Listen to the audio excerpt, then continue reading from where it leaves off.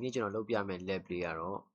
Microsoft Team နဲ့မှာပေါ့နော် Team Premium အကောင့်ရဲ့အကျိုးကျေးဇူးတွေဘာတွေရှိလဲဆိုတာကိုကျွန်တော်ရှင်းပြသွားမှာဖြစ်ပါတယ်။ဒါပထမဆုံးတစ်ခုကတော့ကျွန်တော် Team Premium မရှိတဲ့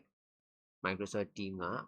ကျွန်တော်တို့ admin ကိုဖွင့်လိုက်တဲ့အခါကျရင်ကျွန်တော်တို့ Team Premium နေရာမှာဒီလိုမျိုးပေါ်တယ်ပေါ့နော်။ဒါကတော့ Team Premium အကောင့်မရှိတဲ့ Team ပါ။နောက်တစ်ခုကတော့ကျွန်တော်တို့ Team Premium ရှိတဲ့အကောင့်နဲ့ပတ်သက်တာလေးကိုကျွန်တော်ရှင်းပြမှာဖြစ်တယ်။နောက်တစ်ခုကတော့ကျွန်တော်တို့က Team Premium ရှိတဲ့အကောင့်ကဒီအကောင့်လေးဖြစ်တယ်။ဒီအကောင့်နေရာမှာကျွန်တော်ဖွင့်လိုက်တဲ့အခါကျရင် Team Premium ရှိတဲ့အခါကျရင်ကျွန်တော်ဒီလိုတန်းပြီးတော့ပေါ်တာဖြစ်တယ်။နှစ်ခုကိုနှိုင်းယှဉ်မယ်ဆိုရင်ကျွန်တော်တို့က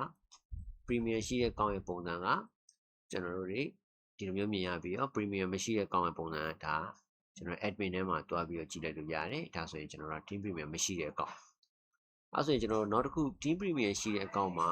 benefit တွေကဘာတွေရှိတယ်ပြီးတော့သူနဲ့ပတ်သက်တဲ့အကျိုးသက်ရောက်မှုဘာတွေရှိတယ်ဆိုတာကိုကျွန်တော်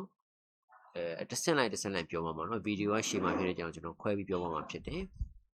ဒါကတော့ Team Premium မရှိတဲ့အကောင့်ကိုကျွန်တော်တို့က Team နဲ့ဝင်ထားတဲ့ပုံစံဖြစ်တယ် Calendar နဲ့ဝင်လိုက်တဲ့အခါကျရင်ကျွန်တော်တို့က New Team ဆိုတာရှိတယ်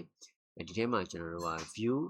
All Template ဆိုတာရှိတယ်เนาะဒါလေးကိုကျွန်တော်နှိပ်လိုက်တဲ့အခါကျရင်ကျွန်တော်တို့က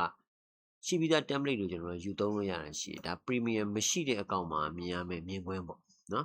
ဟုတ်ပြီကျွန်တော်တို့က Premium ရှိတဲ့ကောင့်မှာကြာရင်ကျွန်တော်တို့ဘယ်လိုမြင်ရမလဲဆိုရင်ကျွန်တော်တို့ဝင်လိုက်တဲ့အခါကျရင်ဒါ Premium ရှိတဲ့အကောင့်ထဲမှာ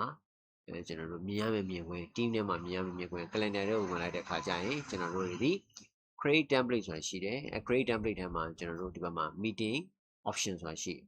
အဲ့ဒါမှာကျွန်တော်တို့ Premium ရှိတဲ့အကောင့်ထဲမှာဆိုကျွန်တော်တို့အောက်ကိုဆွဲချလိုက်တဲ့အခါကျရင်ဒီမှာ advanced protection ဆိုတာရှိတယ်အဲ့ဒါမှာကျွန်တော်တို့ရဲ့ဒီ advanced feature တွေကျွန်တော်တို့က Team Premium ရှိတဲ့အကောင့်ထဲမှာ